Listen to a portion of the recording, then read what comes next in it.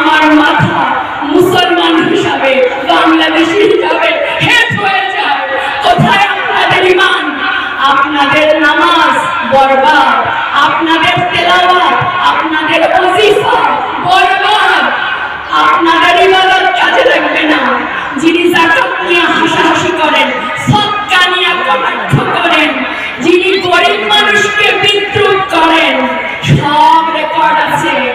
যিনি বলেন হজ নিয়ে, যেখানে একটা আমার স্বামী, আমার ছেলে, আমার নাতি ভালো থাকে, তাই না মায়েরা?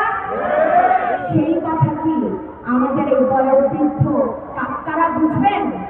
তাদের কাছে কি দেখা করার সুযোগ পাবেন? শুক্লা তাকে পাবেন? জোরে বলেন। আমি মা, আমি নারী, আমি আছি। আমার মতো করে আপনাদের পাশে কেউ দাঁড়াবে না, কেউ ফিরে তাকাবে না, কেউ কোনো কিছু করবে না। করলে আমি করব। কালীহাতিতে 1,75,000-এর বেশি মহিলা, সেই মহিলাদের জন্য বাড়িতে বসে কর্মসংস্থান, হসপিটাল, শিশুদের জন্য পার্ক, তরুণদের জন্য কর্মসংস্থান, তরুণদের বেকারত্ব দূর করতে ট্রেনিং এবং চাকরি, বড় বড় ইন্ডাস্ট্রি এখানে নিয়ে আসার প্রতিশ্রুতি এই কালীহাতি শাহজাহান সিরাজ কলেজ প্রাঙ্গণে আমি দিচ্ছি। সর্বোচ্চ সততার সাথে আমি কাজ করব। আমার আব্বা জীবনের সারাটি বছর, সারাটি জীবন আপনাদের জন্য কাজ করেছে। পারি আর না পারি, আপনারা যারা আমার সাথে চলেছেন, যারা আমার সাথে কাজ করেছেন, জানেন আমি পারি আর না পারি, আমি সর্বোচ্চ চেষ্টা করি। আমার কাছে কেউ খালি হাতে ফেরত যায় না, যায় না আমার কাছ থেকে। আমি সর্বোচ্চ চেষ্টা করি।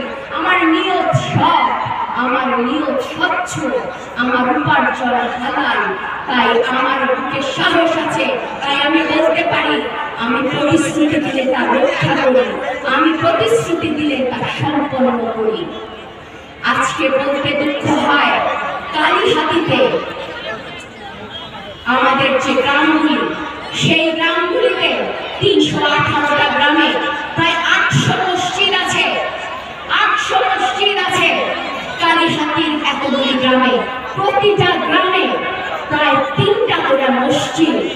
ভাবতে লজ্জা হয়, দুঃখ হয়। ফেসবুকে দেখি আমাদের মুয়াজ্জিন ভাইয়েরা, আমাদের ইমাম ভাইয়েরা মিছিল করেন এমন একজন ব্যক্তির জন্য যার কথা ভাবলে মাথা লজ্জায় হেট হয়ে যায়। যিনি বলেছেন আমাদের মহানবীকে নিয়ে তিনি এমন কথা বলেছেন সাল্লাল্লাহু আলাইহি ওয়াসাল্লাম, আমার বলতে মুখে লজ্জা হয়। তিনি যখন বলেন আমাদের মহানবীকে, যখন আমাদের কাকা বলেন শালার বেটা,